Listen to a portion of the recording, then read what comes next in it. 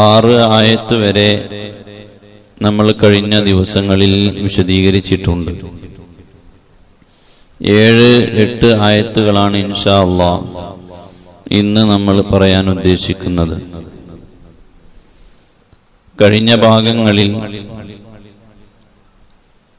3 യാ അയ്യുഹല്ലദീന ആമനു എന്ന് തുടങ്ങുന്ന ആയത്തുകളെയാണ്, അതുമായി ബന്ധപ്പെട്ട ആയത്തുകളുമാണ് ഈ 6 ആയത്തിനകത്ത് പറഞ്ഞത്. യാ അയ്യുഹല്ലദീന ആമനു എന്ന് തുടങ്ങുന്ന ആയത്തുകൾ 5 യാ അയ്യുഹന്നാസ് എന്ന് പറഞ്ഞ് മൊത്തം ജനങ്ങളെ വിളിച്ചു പറഞ്ഞ് പറയുന്ന ഒരു ആയത്തുമാണ് ഈ സൂറത്തിലുള്ളത്. അതിൽ യാ അയ്യുഹല്ലദീന ആമനു വിശ്വാസികളെ പ്രത്യേകമായി വിളിച്ചു പറയുന്ന 3 ആയത്തുകളെ നമ്മൾ പറഞ്ഞു. 3-ാമത്തെ ആയത്തിന്റെ തുടർച്ചയാണ് ഇന്ന് പറയുന്നത്. കഴിഞ്ഞ ഈ ആയത്തുകളിൽ 1-ാമതായി അള്ളാഹുവിന്റെയും റസൂലിന്റെയും സല്ലല്ലാഹു അലൈഹി വസല്ലം നിയമങ്ങളെ നിങ്ങൾ ഓവർടേക്ക് ചെയ്യരുത്, മറികടക്കരുത് എന്നാണ് 1-ാമത്തെ യാ അയ്യുഹല്ലദീന ആമനു എന്ന് വിളിച്ചു പറഞ്ഞത്.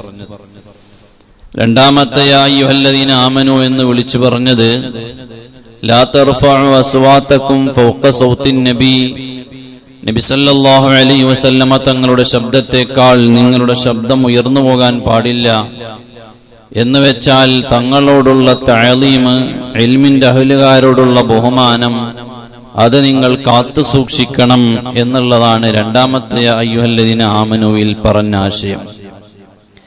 3-ാമത്തെ യാ അയ്യുഹല്ലദീന ആമനു എന്ന് തുടങ്ങുന്ന ആയത്തിൽ ഇൻ ജാഅകും ഫാസിഖും ബിനബഇൻ ഫതബയ്യനു, നിങ്ങളുടെ അടുക്കലേക്ക് ഒരാൾ ഒരു വാർത്തയുമായി വന്നു കഴിഞ്ഞാൽ, ഒരു ഫാസിഖായ മനുഷ്യൻ നിങ്ങളുടെ അടുക്കൽ ഒരു വാർത്തയുമായി വന്നു കഴിഞ്ഞാൽ ഫതബയ്യനു, അതിനെക്കുറിച്ച് നിങ്ങൾ പഠനം നടത്തിയിട്ടേ വിശ്വസിക്കാവൂ. ആരോപണങ്ങളെ കൊണ്ടുവരുന്നവനെ തൊണ്ട തൊടാതെ വിഴുങ്ങിക്കളയരുതേ എന്ന് മുഅ്മിനീങ്ങളെ വിളിച്ചു പടച്ച റബ്ബ് പറഞ്ഞു. എന്നിട്ട് അതിന്റെ വിശദീകരണത്തിന്റെ ഭാഗമായി മുത്തുനബി സല്ലല്ലാഹു അലൈഹി വസല്ലമ തങ്ങൾക്ക് ഏൽക്കേണ്ടി വന്ന ആരോപണങ്ങൾ മുതൽ നമ്മൾ കഴിഞ്ഞ ക്ലാസ്സിൽ വിശദീകരിച്ചു. എന്നിട്ട് അല്ലാഹു തആല പറയാണ്, ഇങ്ങനെയെല്ലാം സംഭവിക്കുന്നുണ്ട്. വഅലമു അന്ന ഫീകും റസൂലല്ലാഹ്, എന്നിട്ട് അല്ലാഹു തആല പറയുന്നു വഅലമു, നിങ്ങൾ അറിയണം. മുഅ്മിനീങ്ങളെ വിളിച്ചു പറയാൻ, മുഅ്മിനീങ്ങളോടാണ് സംസാരം, വിശ്വസിച്ച ആളുകളോട്. ആമനു നേരത്തെ ആയത്തിൽ പറഞ്ഞു അല്ലയോ വിശ്വാസികളെ എന്നാണ് വിളിച്ചത്. ആ വിശ്വാസികളോട് പറയാൻ വഅലമു അന്ന ഫീകും റസൂലല്ലാഹ്, നിങ്ങളിൽ ഉള്ള ഒരാളാണ്, നിങ്ങളിൽ നബി സല്ലല്ലാഹു അലൈഹി വസല്ലമ തങ്ങൾ നിങ്ങളിൽ തന്നെയുണ്ട്, നിങ്ങളിൽപ്പെട്ട ആളാണ് എന്ന് മാത്രമല്ല, നബി സല്ലല്ലാഹു അലൈഹി വസല്ലമ തങ്ങൾ മുഴു സമയങ്ങളിലും നിങ്ങളിൽ തന്നെ ഉണ്ട് എന്നാണ് അല്ലാഹു തആല പറയുന്നത്. വഅലമു അന്ന ഫീകും റസൂലല്ലാഹ്. ഇവിടെ ഒരുപാട് വിശദീകരണങ്ങൾ നമുക്ക് പറയാനുണ്ട്. ഞാൻ ചുരുക്കി അതൊന്ന് അവതരിപ്പിക്കാം. നബി സല്ലല്ലാഹു അലൈഹി വസല്ലമ തങ്ങൾ നിങ്ങളിലുണ്ട് എന്ന് ഖുർആൻ പറയുമ്പോൾ കേവലം ആ സംസാരിക്കുന്ന അന്നുണ്ടായിരുന്ന ജനതയോട് മാത്രമല്ലല്ലോ ഖുർആനിന്റെ സംസാരം. സ്വഹാബത്ത് ഇങ്ങനെ ഒരു വിഷയമുണ്ടായപ്പോൾ സ്വഹാബത്തിനോട് അല്ലാഹു തആല പറയാണ് വഅലമു അന്ന ഫീകും റസൂലല്ലാഹ്, നബി സല്ലല്ലാഹു അലൈഹി വസല്ലമ തങ്ങൾ നിങ്ങളെ കൂട്ടത്തിൽ തന്നെ ഉള്ള ഒരാളാണല്ലോ എന്ന രീതിയിലുള്ള സംസാരമായി ആ ആയത്ത് ഒതുങ്ങുന്നില്ല. മറിച്ച് നാളെ ഖിയാമത്ത് നാൾ വരെ വരുന്ന മുഴുവൻ ഉമ്മത്തീങ്ങളോടുമാണ് ഖുർആനിന്റെ സംസാരം.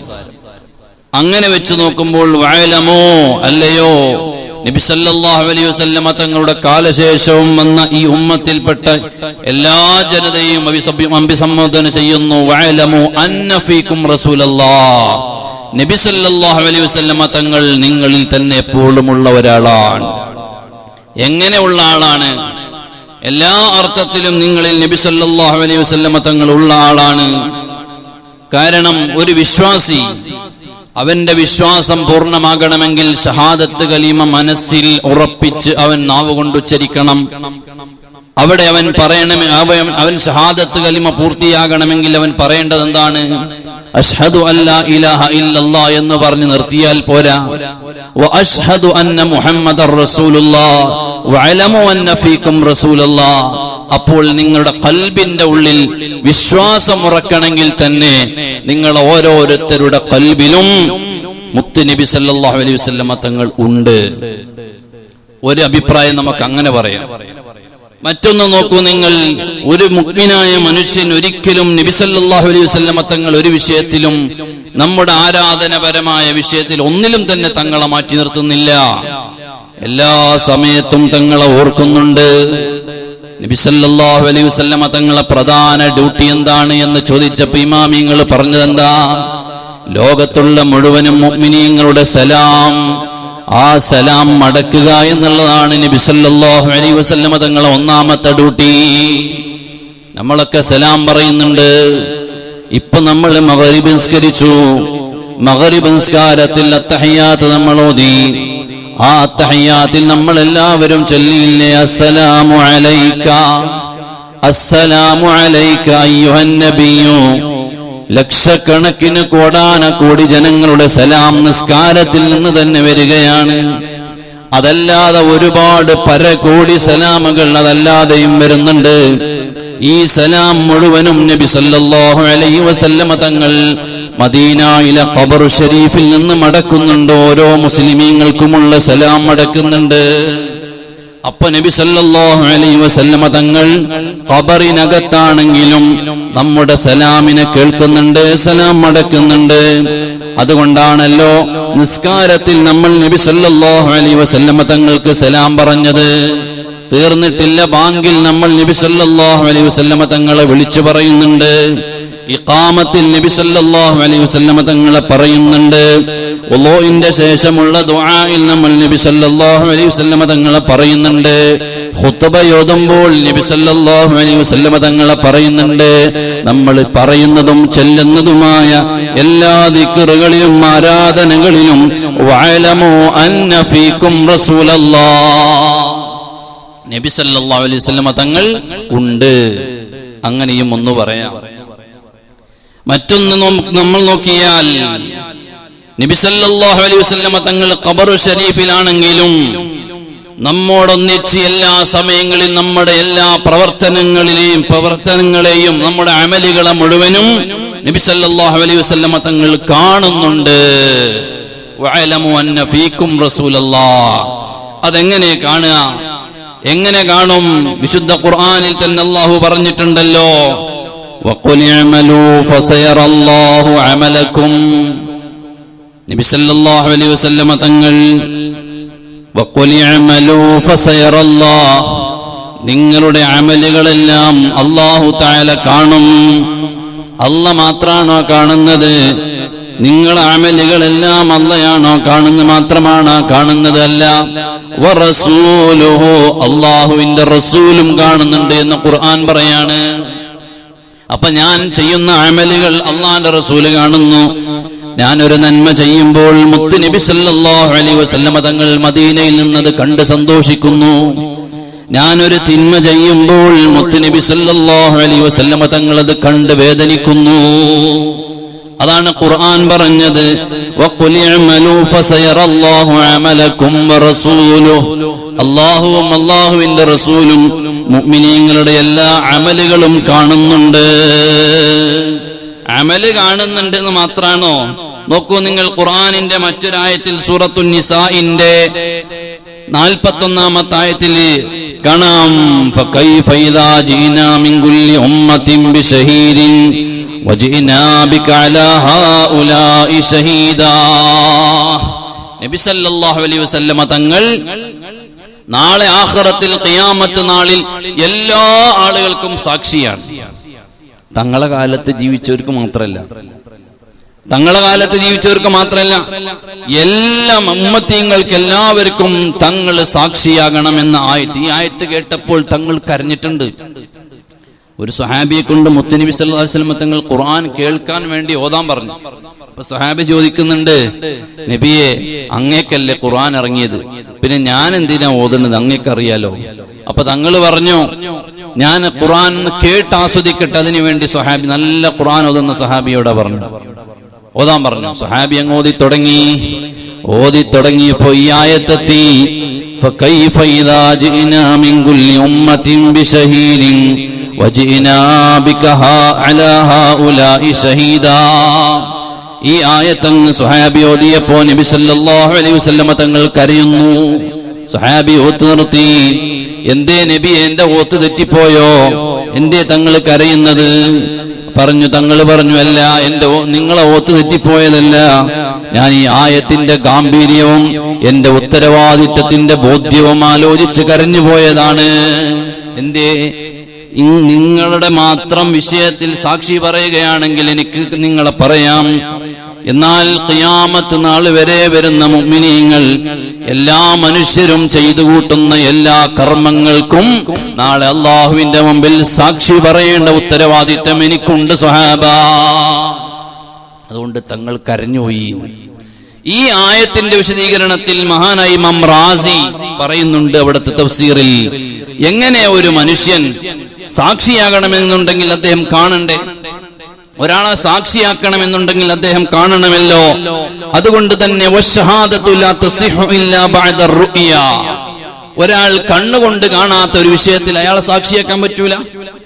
അപ്പൊ നബി സല്ലല്ലാഹു അലൈഹി വസല്ലമ തങ്ങൾ നാളെ എല്ലാവർക്കുമുള്ള സാക്ഷിയാണെന്ന് ഖുർആൻ വിളിച്ചു പറയുമ്പോൾ തങ്ങളെ എല്ലാവരുടെ പ്രവർത്തനങ്ങളെയും കണ്ട ഒരാളായിരിക്കണം. അതുകൊണ്ടാണ് വിശുദ്ധ ഖുർആൻ പറഞ്ഞത്, വഖുൽ ഇഅ്മലൂ ഫസയറല്ലാഹു അമലക്കും വറസൂലു. നിങ്ങളുടെ എല്ലാ കർമ്മങ്ങളെയും അല്ലാഹു തആല മുത്തുനബിക്ക് കാണിച്ചു കൊടുത്തു. അങ്ങനെ വെച്ച് നോക്കുമ്പോൾ നിങ്ങളുടെ കൂട്ടത്തിൽ വഅമലു അന്ന ഫീകും റസൂലല്ലാഹ്, നബി സല്ലല്ലാഹു അലൈഹി വസല്ലമ തങ്ങൾ നിങ്ങളുടെ എല്ലാ കർമ്മങ്ങളെയും കാണുന്ന ഒരാളാണ്. അപ്പൊ നമ്മൾ സലാം പറയുന്നു നബി സല്ലല്ലാഹു അലൈഹി വസല്ലമ തങ്ങൾക്ക്, നമ്മുടെ സലാം തങ്ങൾക്ക് എത്തിക്കൊണ്ടേയിരിക്കുന്നു. വിശുദ്ധ ഖുർആൻ പറയുന്നുണ്ടല്ലോ, വഅമ്മാ ഇൻ കാന മിൻ അസ്ഹാബിൽ യമീൻ, സൂറത്തുൽ വാഖിഅ, വഅമ്മാ ഇൻ കാന മിൻ അസ്ഹാബിൽ യമീൻ ഫസലാമുൻ ലക മിൻ അസ്ഹാബുൽ യമീൻ. അസ്ഹാബുൽ യമീനിന്റെ വലത് പക്ഷക്കാരായ നല്ല മുഅ്മിനീങ്ങളുടെ സലാം അങ്ങേക്ക് ഇങ്ങനെ വന്നുകൊണ്ടേ ഇരിക്കുന്നുണ്ട് നബിയേ. നല്ല ആളുകളെ മുത്തുനബി സല്ലല്ലാഹു അലൈഹി വസല്ലം തങ്ങളുടെ പേരിൽ സലാത്തും സലാമും ചെല്ലാൻ കിട്ടുള്ളൂ. അത് അസ്ഹാബുൽ യമീനിന്റെ ആളുകളാണ്. അസ്ഹാബുൽ യമീനിന്റെ ആളുകൾ എന്ന് പറഞ്ഞാൽ ആരാണ്? സ്വർഗ്ഗത്തിൽ നല്ല പദവിയുള്ള ആളുകളാണ്.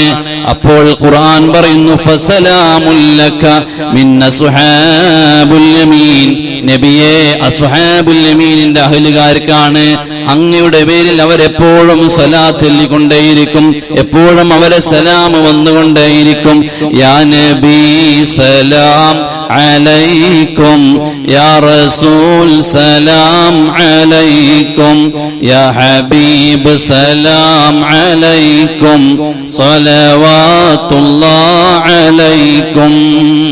ഇത് ചെല്ലാൻ കിട്ടണമെങ്കിൽ അവൻ അസ്ഹാബുൽ യമീനിന്റെ ആളാകണം. ഈ സലാത്ത് ചെല്ലാൻ കിട്ടണമെങ്കിൽ അവൻ അസ്ഹാബുൽ യമീനിന്റെ അഹ്ലുകാരാകണം. അവനിത് ചെല്ലാൻ കിട്ടുള്ളൂ. നിസ്കാരത്തിന്റെ ശേഷം 5 വഖ്ത് നിസ്കാരത്തിന്റെ ശേഷം 3 സ്വലാത്ത് ഇരുന്നിട്ട് നമ്മൾ ചെല്ലുന്നുണ്ട്. യഥാർത്ഥത്തിൽ 3 സ്വലാത്ത് നിസ്കാരത്തിന് ചെല്ലണം നിയമമൊന്നുമില്ല, ചെല്ലാതിരിക്കാം. ദുആ കഴിഞ്ഞ വസല്ലല്ലാഹു അലാ ഖൈരി ഖൽഖിഹി സയ്യിദിനാ മുഹമ്മദിൻ വആലിഹി വസഹ്ബിഹി അജ്മഈൻ.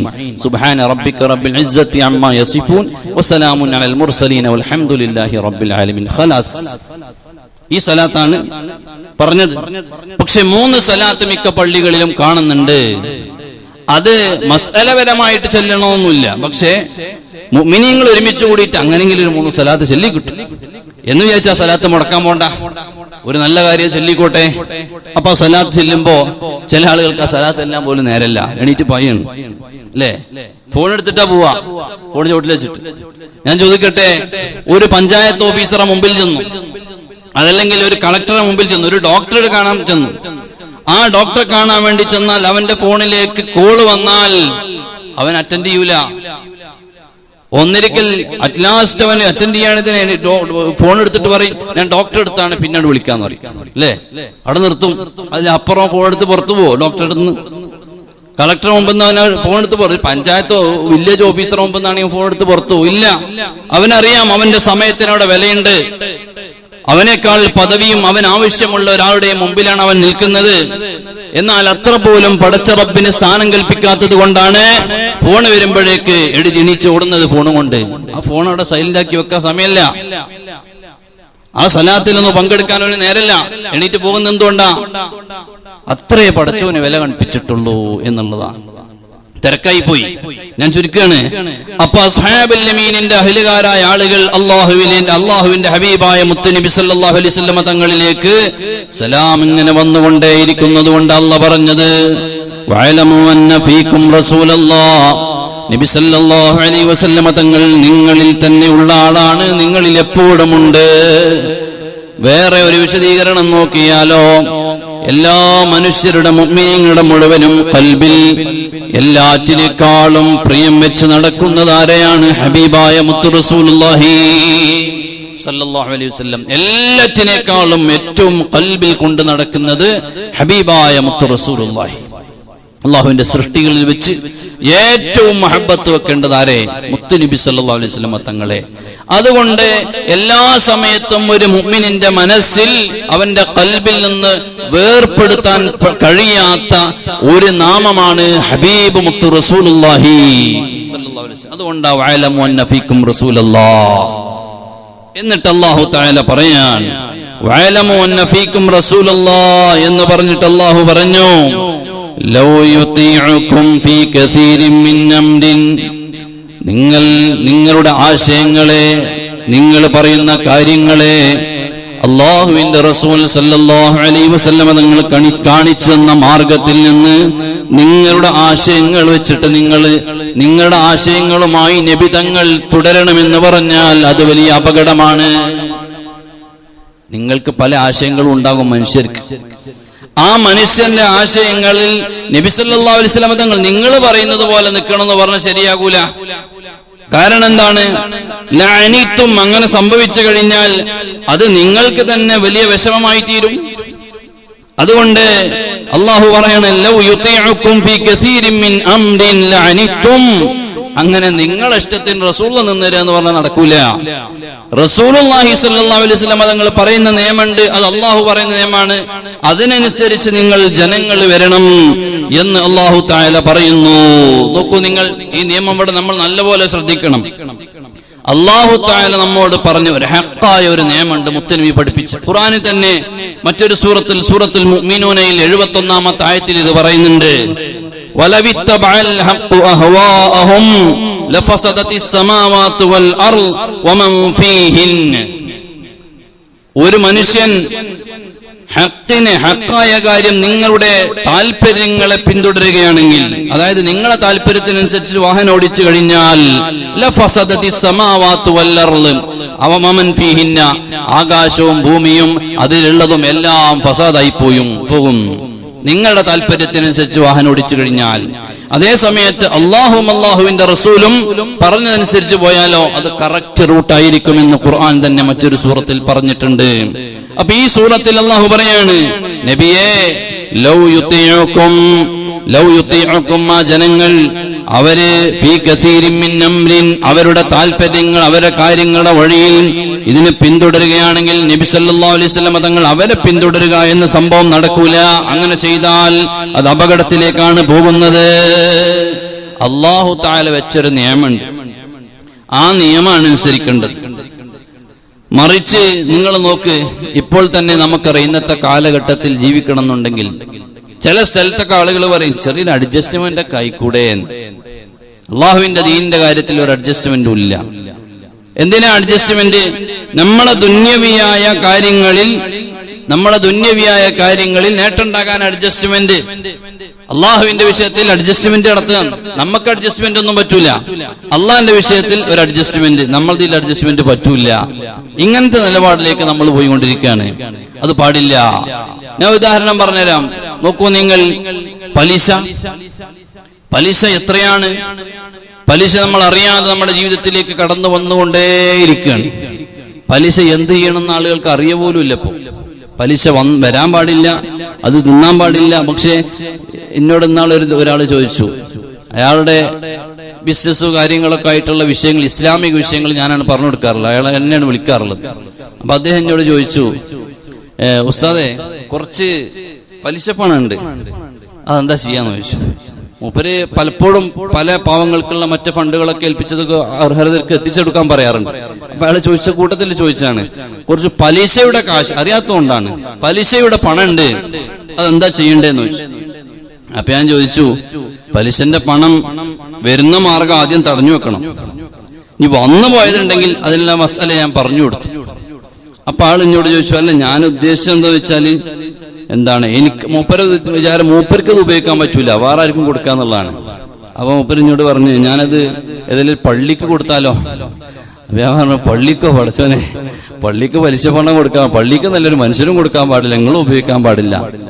അപ്പൊ അദ്ദേഹം പറയാണ്, ഞാൻ മനസ്സിലാക്കിയത് എനിക്ക് മാത്രമേ ഉപയോഗിക്കാൻ പറ്റാത്തുള്ളൂ, പള്ളിക്കൊക്കെ കൊടുക്കാൻ പറ്റുന്ന ആള് മനസ്സിലാക്കി. അപ്പൊ ഞാൻ ചോദിച്ചു, നിങ്ങൾക്ക് തിന്നാൻ പറ്റാത്തൊരു സാധനം മറ്റൊരു മനുഷ്യന് കൊടുക്കാൻ പറ്റുമെന്ന് എന്നപോലെ. അപ്പൊ പള്ളി അള്ളാഹുവിന്റെ വീടിന് തീരെയും പറ്റൂല. അപ്പൊ ആൾക്ക് മനസ്സിലായി. ഞാൻ പറഞ്ഞത്, നമ്മള് അറിയാത്തവരുണ്ട്, ശ്രദ്ധിക്കാത്തതുണ്ട്. അതുപോലെയാണ് നമ്മൾ ഇന്ന് ഈ അടവിനെടുക്കും, സിസിക്ക് വാഹനം എടുക്കും. അതുപോലെ സിസിക്ക് വാഹനം എടുക്കാതെ തന്നെ എടുക്കാനുള്ള വഴികളുണ്ട്, അത് നമ്മൾ അന്വേഷിക്കണം. നമ്മൾ ഈ ഒരു മസാല ഉണ്ടാക്കിയിട്ട് നമ്മൾ എന്ത് ചെയ്യും, അങ്ങനെ പറ്റുമല്ലോ, അങ്ങനെ പറ്റും എന്നൊക്കെ പറഞ്ഞിട്ട് നമ്മൾ അതിന് വകുപ്പുണ്ടാക്കും. അതേപോലെ ചെറിയ സാധനങ്ങൾ, ഇപ്പൊ ഒരു മൊബൈൽ ഒരാൾ മേടിക്കണം, ചെറിയ ചെറിയ സാധനങ്ങളൊക്കെ ഇന്ന് കടകളിൽ നിന്ന്, അതിനെന്താ പറയാ, EMI എടുക്കും, അതല്ലെങ്കിൽ ക്രെഡിറ്റ് കാർഡ് വെച്ചിട്ട് പലതുമായിട്ട് എടുക്കും. ഇങ്ങനെയൊക്കെ വരുന്നുണ്ട് പല പേര്. പലിശ ഇല്ല എന്നാണ് പേര്, പലിശ ഇല്ല എന്നാണ് അവകാശവാദം, പലിശ ഇല്ല എന്നാണ് അവകാശവാദം. എന്താ പിന്നെ എന്താ ഉള്ളൂ, ചെറിയൊരു സർവീസ് ചാർജ് ഉണ്ട്, പലിശക്ക് പേര് മാറ്റിയിട്ടു, ആ പ്രശ്നമുണ്ട്. എന്നോട് ഇതുപോലെ ഒരു വലിയ ഫർണിച്ചർ നടത്തുന്ന ഒരാളുണ്ട്.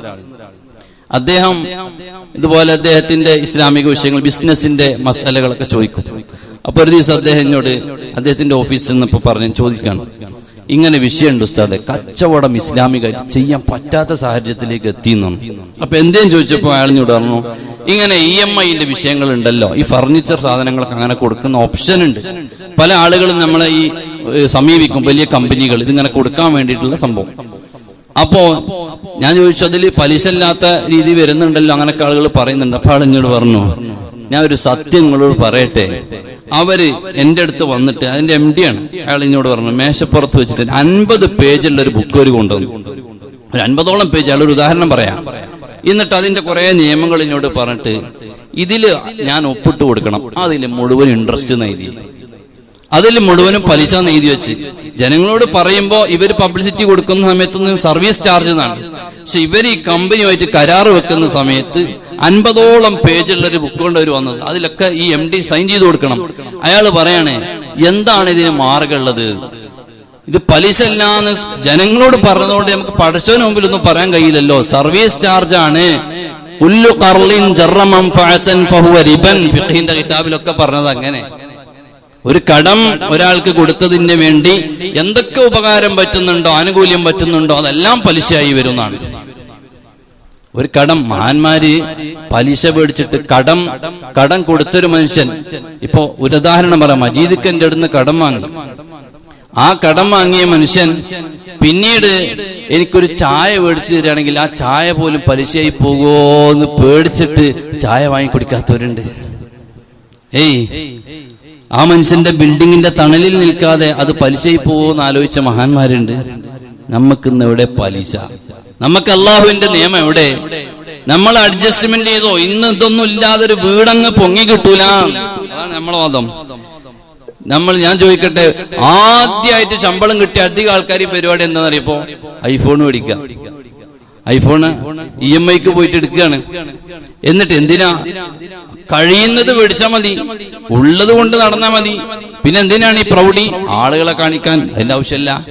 നമ്മൾ അള്ളാഹു നൽകിയതിൽ തൃപ്തിപ്പെട്ട് പോകാൻ തയ്യാറാണോ എങ്കിൽ ഇതിന്റെ ഒന്നും ആവശ്യം വരൂല. ചെറിയ വീട് മതി, അവനവന് താമസിക്കാൻ ഒതുങ്ങിയ വീട്. ആ വീടാണെങ്കിൽ നമുക്ക് ലോൺ എടുക്കാതെ വീട് വെക്കാൻ പറ്റും. ഉള്ള സൗകര്യങ്ങൾ വെച്ച് അള്ളാഹുവിൽ തൃപ്തിപ്പെട്ട് ശുക്ർ തിരിച്ചു കഴിഞ്ഞാൽ ലാസീദന്നക്കും, നിങ്ങൾക്ക് അതിനേക്കാൾ വീട് വലുതാക്കാനുള്ള സമ്പത്ത് പടച്ചോൻ തരും. ഇത് ലോൺ എടുത്തിട്ട് നിങ്ങളൊന്ന് കണക്ക് നോക്ക്, ലക്ഷങ്ങളാണ് എക്സ്ട്രാ നമ്മൾ അടക്കണത്. പിന്നെ അത് അടച്ചു കൂട്ടാൻ പറ്റൂല. അവസാനം വീട് വിൽക്കാണ്, അല്ലെങ്കിൽ ജപ്തിയായി പോവാണ്, അവസാനം അത് അപകടത്തിലേക്ക് എത്തിച്ചേരാണ്. അപ്പൊ ഞാൻ പറഞ്ഞത്, ഇവിടെയൊക്കെ നമ്മൾ ശ്രദ്ധിക്കേണ്ട വിഷയം അള്ളാഹുവിന്റെ വിഷയത്തിൽ, ഹബീബായ മുത്തുനബി സല്ലല്ലാഹു അലൈഹി വസല്ലം തങ്ങൾ പറഞ്ഞ വിഷയത്തിൽ, അവരുടെ റൂട്ടിൽ, അള്ളാഹുവിന്റെയും റസൂലിന്റെയും റൂട്ടിൽ നമ്മൾ സഞ്ചരിക്കണം. നമ്മുടെ നിയമത്തിലേക്ക് വളച്ചൊടിച്ച് നമ്മൾ കൊണ്ടുപോകാൻ പാടില്ല. അതുകൊണ്ടാണ് ഖുർആൻ പറഞ്ഞത്, വഅലമു അന്ന ഫീകും റസൂലല്ലാഹ് ലൗ യുതിഉകും ഫീ കസീരിൻ മിൻ അംരിൽ ലഅനിതും. എന്നിട്ട് പറയുന്നു, വലാകിന്നല്ലാഹ, അല്ലാഹു തആല ഇതുവരെ നബി സല്ലല്ലാഹു അലൈഹി വസല്ലമ തങ്ങളുടെ വിഷയം പറഞ്ഞു. എന്നിട്ട് പറയാണ്, നിങ്ങൾ നബി തങ്ങൾ പറഞ്ഞതിനപ്പുറത്തേക്ക് പോകരുത്, നബി തങ്ങൾ പറയുന്ന റൂട്ടിലാണ് സഞ്ചരിക്കേണ്ടത്. എന്നിട്ട് അല്ലാഹ് പറയുന്നത്, വലാകിന്നല്ലാഹ, അല്ലാഹയാണ് പിന്നെ തീരുമാനം പറയുന്നത്. അതിനർത്ഥം എന്താ? മുത്തുനബി പറഞ്ഞത് അള്ളാഹുവിന് വലിയ ഇഷ്ടമാണ്, അല്ലാഹ് പറഞ്ഞതേ മുത്തുനബി ചെയ്യുള്ളൂ. രണ്ടും ഒന്ന് തന്നെയാണ്, അർത്ഥത്തിനാണ്. വലാകിന്നല്ലാഹ ഹബ്ബബ ഇലൈക്കുമുൽ ഈമാൻ വസയ്യനഹു ഫീ ഖുലൂബിക്കും. എന്നിട്ട് അല്ലാഹ് പറയാ, നിങ്ങളുടെ ഖൽബ്, നിങ്ങളുടെ ഹൃദയങ്ങൾ അല്ലാഹു തആല ഈമാനിന്റെ പ്രഭ കൊണ്ട് അലങ്കരിച്ചിരിക്കും, ഭംഗിയാക്കി തന്നിരിക്കുന്നു, ഈമാനിന്റെ പ്രഭ നൽകിയിരിക്കുന്നു. വസയ്യനഹു ഫീ ഖുലൂബിക്കും, അതുപോലെ തന്നെ നിങ്ങളുടെ ഹൃദയങ്ങളെ ഈമാൻ കൊണ്ട് അല്ലാഹു അലങ്കരിക്കുകയും ചെയ്തിരിക്കുന്നു. വകറഹ ഇലൈക്കുമുൽ കുഫ്ര, അല്ലാഹു തആല അവിശ്വാസത്തെ മുഅ്മിനീങ്ങൾക്ക് വെറുപ്പായി നൽകിയിരിക്കുന്നു. അതുപോലെ തന്നെ വൽ ഫുസൂഖ, അവിശ്വാസം മാത്രമല്ല, വൽ ഫുസൂഖ വൽ ഇസ്യാൻ, നിങ്ങൾക്ക് അല്ലാഹു തആല അധർമ്മത്തെയും അതുപോലെ തന്നെ അനുസരണക്കേടിനെയും എല്ലാം അല്ലാഹു തആല നിങ്ങൾക്ക് മനസ്സിൽ വെറുപ്പ് നൽകിയിരിക്കുന്നു. മുഅ്മിനിന്റെ പണി എന്താ? മുഅ്മിനായ ഒരു മനുഷ്യന്റെ പണി എന്താ? നല്ല സൽക്കർമ്മങ്ങൾ ചെയ്തിട്ട് അവൻ ജീവിച്ചു പോകണം. അല്ലാതെ എല്ലാം അള്ളാഹുവിന് വേണ്ടിയായാൽ ഒരു തിന്മ അവനിൽ നിന്ന് വരൂല, ഒരു തിന്മയും വരൂല. നേരെ മറിച്ച് മുഅ്മിനായ മനുഷ്യന്റെ ഖൽബിൽ ഈമാൻ ഉണ്ടെങ്കിൽ, വകറഹ ഇലൈക്കുമുൽ കുഫ്ര വൽ ഫുസൂഖ വൽ ഇസ്യാൻ, എല്ലാ ദുഷിച്ച ചിന്തകളും സ്വഭാവങ്ങളും എല്ലാം അവൻ മാറ്റിവെക്കും, അതിനോടൊക്കെ അവന് വെറുപ്പ് തോന്നും. നോക്കൂ നിങ്ങൾ, നമ്മൾ അള്ളാഹുവിന് വേണ്ടിയാകണം കൊടുക്കുന്നത്. വല്ലതും ആരുതെങ്കിലും തടയുന്നുണ്ടെങ്കിൽ അള്ളാഹുവിന് വേണ്ടിയാകണം. നമ്മൾ കൊടുക്കുന്നതും വാങ്ങുന്നതും എല്ലാം പടച്ച റബ്ബിനുമാകണം, അവന് വേണ്ടിയാകണം. എന്നാൽ നമ്മൾ ഇന്ന് ചെയ്യുന്നതൊക്കെ ഒന്ന് ആലോചിച്ച് നോക്കി. ഒരു അഖീഖ അറുത്തിട്ട് അതിന്റെ പൊതി, ഇറച്ചി, മാംസം വീടുകളിലേക്ക് ഓഹരിടാൻ വേണ്ടി ലിസ്റ്റ് ഉണ്ടാക്കിയാണ്. ആ ലിസ്റ്റുകൾ ഉണ്ടാക്കുമ്പോ തൊട്ടയൽവാസിന്റെ അതിന്റെ അപ്പുറത്താളുണ്ട്, ഇതിന്റെ അപ്പുറത്താളുണ്ട്, പക്ഷേ മൂത്താപ്പാന്റെ വീട് ഇതിലില്ല. അതല്ലെങ്കിൽ അപ്പുറത്തെ തൊട്ട് 2 വീട് അപ്പുറത്ത് അയൽവാസിൻ്റെതില്ല. എന്തി അത് വിട്ടുപോയതാണോ? അല്ല, അവിടെ 2 മരുമക്കള് പ്രസവിച്ചിട്ട് 2 പോത്തിനെടുത്തിട്ട് ഒരൊറ്റ പോതി ഇങ്ങോട്ട് വന്നിട്ടില്ല. അതുകൊണ്ട് ആ ലിസ്റ്റ് ഒഴിവാക്കി. ആർക്കു വേണ്ടി നിങ്ങൾ കൊടുത്ത്? ആർക്കു വേണ്ടിയാ കൊടുത്ത്? പഠിച്ചവന് വേണ്ടിയാ? അത് അവിടുന്ന് പൊതി കിട്ടിയെന്ന് കണക്കാക്കിയിട്ട് തിരിച്ചു കൊടുക്കാനാ? ഇല്ല. എവിടെ നമ്മളെ ഈമാള് അല്ലേ? നമ്മൾ സാധാരണ നാട്ടിൽ നടക്കുന്ന ഒരു പരിപാടിയാണ് ഞാൻ പറഞ്ഞത്. അവിടെ നിങ്ങോട്ട് ഒരൊറ്റ പൊതി വന്നിട്ടില്ല, 2 പോത്തിനടുത്തിട്ട്, അതുകൊണ്ട് ഇവിടുന്ന് അങ്ങോട്ടൊരു പൊതിയില്ല. ഹബീബായ മുത്ത് റസൂലുള്ളാഹി സല്ലല്ലാഹു അലൈഹി വസല്ലം തങ്ങൾ പഠിപ്പിച്ച എന്താ? വഅതി മൻ ഹറമക്, നിനക്ക് തടുത്തു വെച്ചോണ്ടല്ലോ ഓനക്ക് എന്ത് കൊടുക്കണം എന്ന് പറഞ്ഞു. നിനക്ക് തരണ്ടെന്ന് പറഞ്ഞ തടുത്തു വെച്ചോണ്ടല്ലോ അവൻക്ക് കൊടുക്കാനാണ് ഹബീബായ മുത്ത് റസൂലുള്ളാഹി സല്ലല്ലാഹു അലൈഹി വസല്ലം തങ്ങൾ പറഞ്ഞത്. അതുകൊണ്ട് ഖൽബിൽ ഈമാൻ ഉള്ളത്, അത് ഈമാൻ വലിയ ഭംഗിയാണ്. നിങ്ങളുടെ ഖൽബിനെ ആ ഈമാൻ കൊണ്ട് അല്ലാഹു അലങ്കരിച്ചിരിക്കുന്നു. എന്നിട്ട് ഖുർആൻ പറഞ്ഞു, ഉലൈക ഹുമുർ റാഷിദൂൻ, അവരാണ് വിജയിച്ചവർ. അവരാണ് വിജയിച്ചവർ. ഈമാനികമായ പ്രവർത്തനം നടത്തിയവരാണ് വിജയിച്ചവർ. അല്ലാതെ ഫിസ്ഖിന്റെ പണിയെടുത്തവൻ വിജയിച്ചവനല്ല, കുഫറിന്റെ പണിയെടുത്തവൻ വിജയിച്ചവനല്ല, അനുസരണക്കേട് കാണിച്ചവൻ വിജയിച്ചവനല്ല. ഇങ്ങനെ നിങ്ങൾക്ക് ഈമാൻ കിട്ടിയിട്ട് അഥവാ മുസ്ലിം ആണെന്ന് പറഞ്ഞിട്ട് നല്ലത് ചെയ്യാൻ നിങ്ങൾക്ക് തൗഫീഖ് കിട്ടണമെങ്കിൽ അത് വലിയൊരു കിട്ടലാണ്. ഫളം മിനല്ലാഹ്, ഇത് അള്ളാഹുവിന്റെ വലിയ ഔദാര്യമാണ്. മുസ്ലിമായിട്ട് മറ്റുള്ളവർക്കൊക്കെ ശല്യുണ്ടാക്കിയിട്ട് നടക്കുകയാണെങ്കിൽ അള്ളാന്റെ ഔദാര്യം കിട്ടിയിട്ടില്ല. ഫളം മിനല്ലാഹി വനിഅമ, ഇത് അള്ളാഹുവിന്റെ വലിയ ഒരു ഔദാര്യവും അള്ളാഹുവിന്റെ വലിയ നിഅമത്തുമാണ്. മുസ്ലിമായിട്ട് സൽക്കർമ്മങ്ങൾ ചെയ്യണമെന്നുണ്ടെങ്കിൽ അത് അള്ളാഹുവിന്റെ വലിയ ഔദാര്യമാണ് എന്ന് വിശുദ്ധ ഖുർആൻ. വല്ലാഹു അലീമുൻ ഹകീം. അപ്പോ ഈമാൻ കിട്ടിയ ഒരു മനുഷ്യന് പിന്നെ ചെയ്യേണ്ട പണി എന്താ? ഈമാൻ കിട്ടി, ഹിദായത്ത് കിട്ടി എന്നുള്ള വലിയൊരു കിട്ടൽ, അത് തൗഫീഖാണ്. ഈമാൻ കിട്ടാതെ എത്രയോ ആൾക്കാരുണ്ട്. എന്നാൽ ആ ഈമാൻ കിട്ടിയ മനുഷ്യൻ ചെയ്യേണ്ട പണി എന്താ? പിന്നെ നല്ലത് മാത്രം ചെയ്യുക, അത് അള്ളാഹുവിന് വേണ്ടി മാത്രം ചെയ്യുക എന്നുള്ളതാണ്. അല്ലാഹു തആല നമുക്ക് അങ്ങനെ ചെയ്യാനുള്ള തൗഫീഖ് നൽകുമാറാകട്ടെ. അപ്പൊ നമ്മൾ 8 ആയത്ത് വരെയാണ് ഇപ്പൊ പറഞ്ഞത്. ഇൻഷാ അല്ലാഹ് ബാക്കി ഭാഗം അടുത്ത ദിവസം നമുക്ക് പറയണം. അല്ലാഹു തആല നമ്മൾ പറഞ്ഞതും കേട്ടതുമൊക്കെ സ്വീകരിക്കുമാറാ